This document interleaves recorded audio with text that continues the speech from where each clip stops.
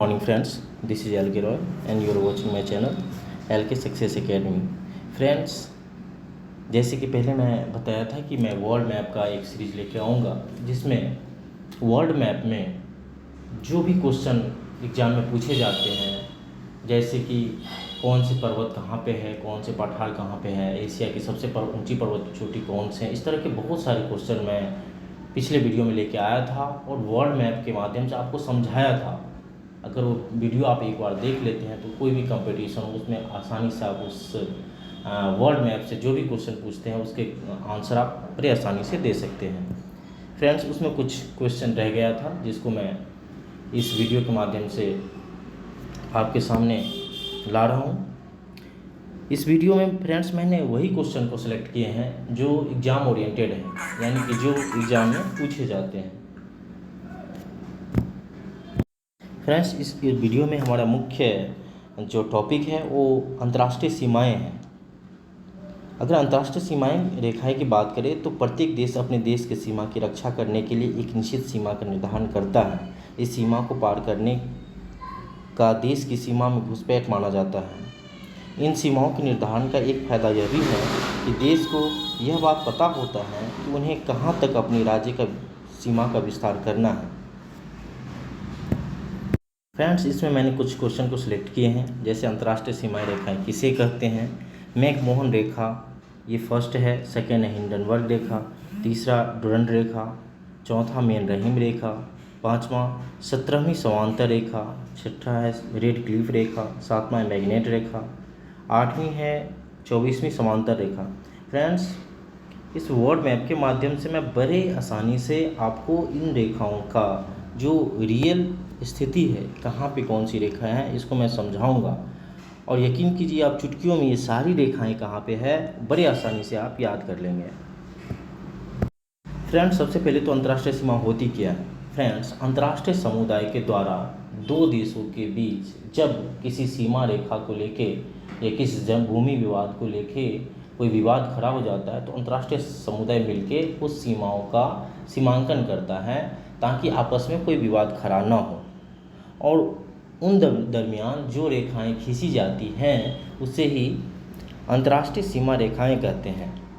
इन्हीं संदर्भ में कुछ रेखा बनाए गए हैं जिसे मैं आगे आपको पढ़ाऊँ।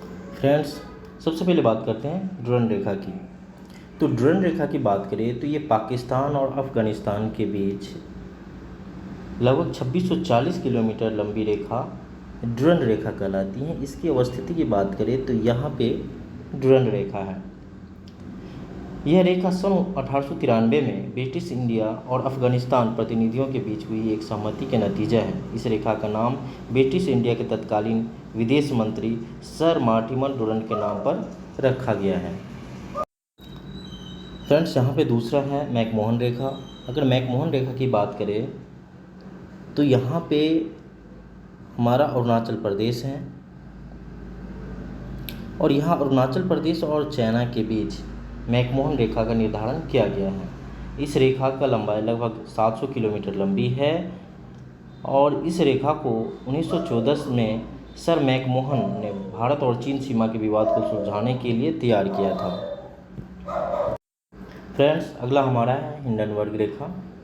अगर हिंडनबर्ग रेखा की बात करें तो ये जर्मनी और पोलैंड के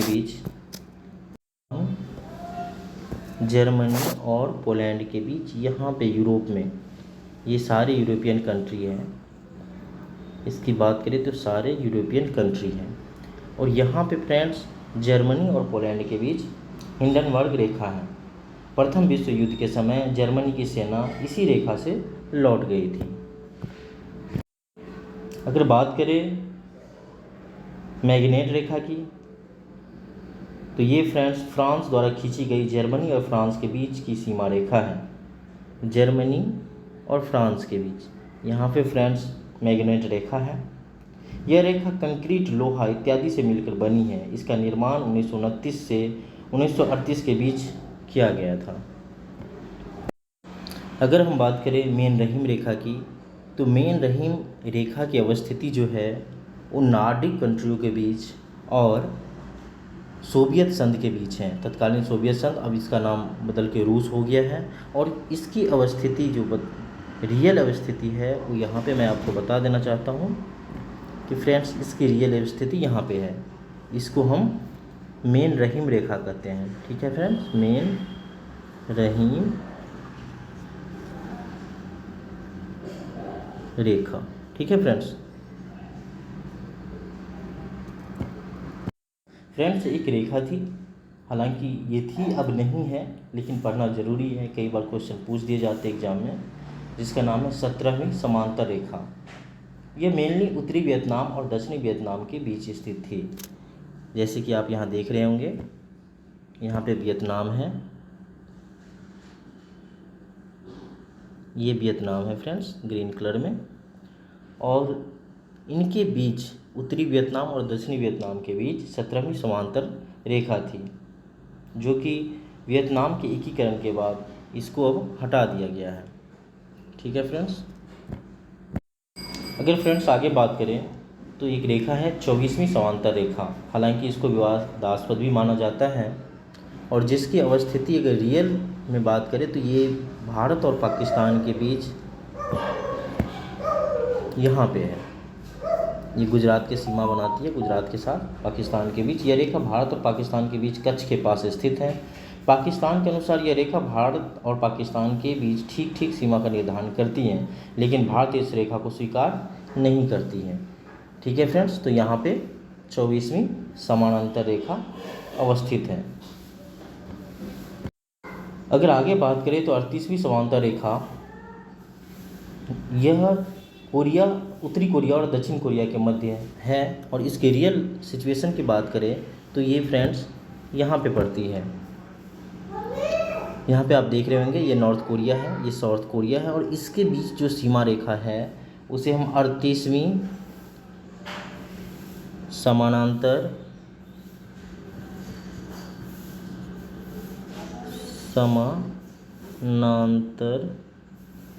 रेखा, जगह कमी के कारण फ्रेंड्स लिख नहीं पा रहे हैं, 38वीं समांतर रेखा। आई होप आप नोटबुक रखे होंगे, उसमें नोट करते चलेंगे।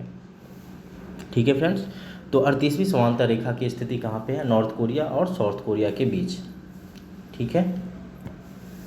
अगेन फ्रेंड्स एक और महत्वपूर्ण रेखा जिसे हम 49वीं समांतर रेखा कहते हैं, और इसकी अवस्थिति की बात करें तो ये है यहाँ पे, यानी यूनाइटेड स्टेट ऑफ अमेरिका और कनाडा के बीच।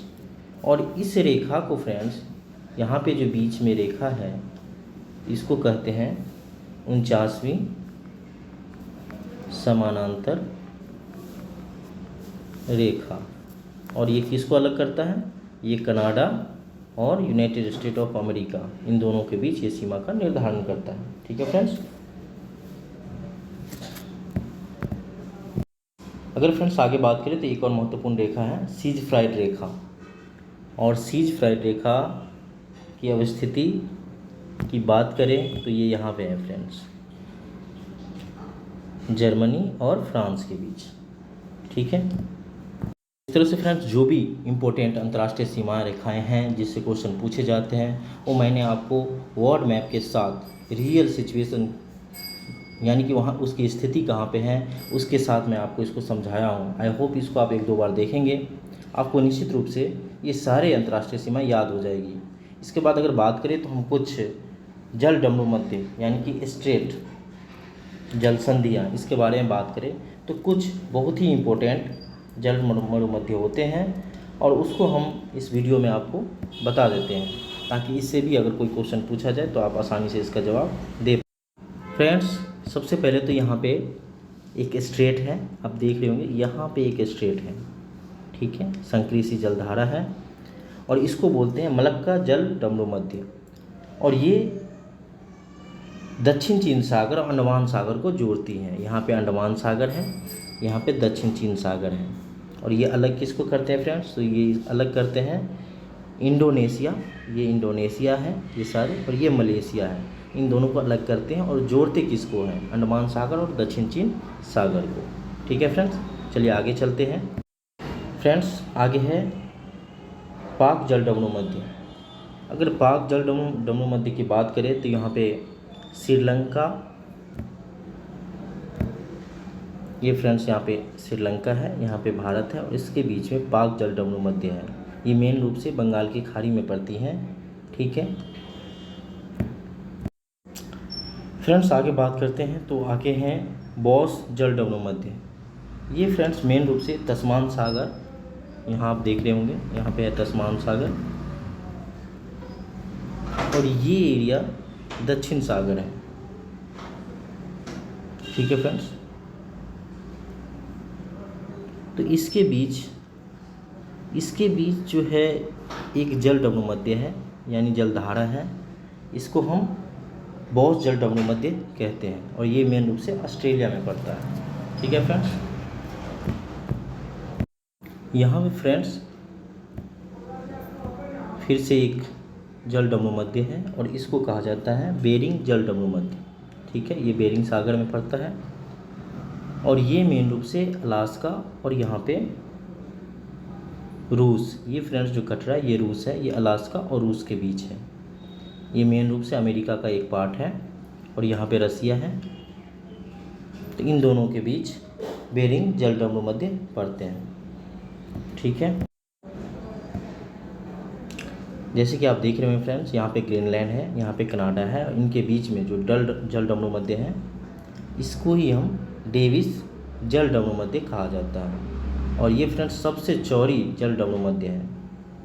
ठीक है फ्रेंड्स, जैसे कि आप देख रहे होंगे ये पूरा यूरोप है।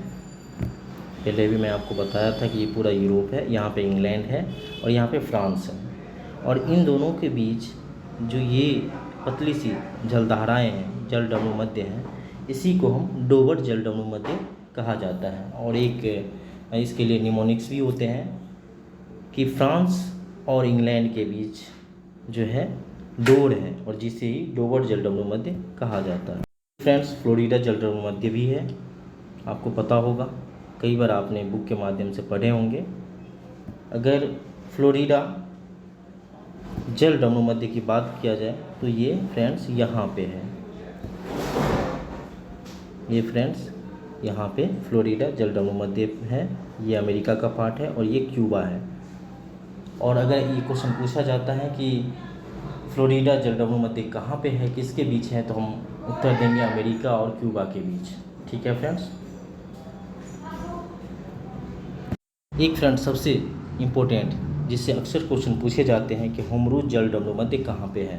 अगर इस तरह से क्वेश्चन पूछा जाता है तो आप इस रियल स्थिति जो बताएंगे वो यहाँ पे है, यहाँ पे ओमान है, यहाँ पे ईरान है और इनके बीच जो जल डमरू मध्य है उसको ही होमरूज जल डमरू मध्य कहा जाता है। ठीक है फ्रेंड्स, चलिए एक लास्ट में और एक बता देता हूँ जो काफ़ी इम्पोर्टेंट है, जिब्राल्टर जल डमरू मध्य। ये फ्रेंड्स इसकी अगर रियल स्थिति की बात करें तो ये यहाँ पे है जिब्राल्टर। ठीक है, और ये अलग किसको करते हैं, तो ये स्पेन और मोरक्को को अलग करते हैं। आपसे क्वेश्चन पूछा जाएगा कि जिब्राल्टर जल डमरू मध्य किसके बीच है, तो आप बताएंगे स्पेन और मोरक्को के बीच। इस प्रकार फ्रेंड्स आप देख रहे होंगे कि हमने जो भी मेन जल डमरू मध्य है और जिससे क्वेश्चन पूछे जाते हैं और जिस तरह से क्वेश्चन पूछे जाते हैं उसी तरह से मैं आपको बताया हूँ। आई होप ये वीडियो आप एक दो बार देखेंगे तो आपको निश्चित रूप से कौन से जल डमरू मध्य कहाँ पे है ये आपको याद हो जाएगा। ठीक है फ्रेंड्स, तो अगर ये आपको जानकारी अच्छी लगी है तो निश्चित रूप से चैनल को सब्सक्राइब कर लें, इसको लाइक करें ताकि हमें इसके लिए मोटिवेशन मिलेगा और मैं नेक्स्ट वीडियो इस पर कोई और जानकारी लेके आपके सामने प्रस्तुत होऊंगा। धन्यवाद।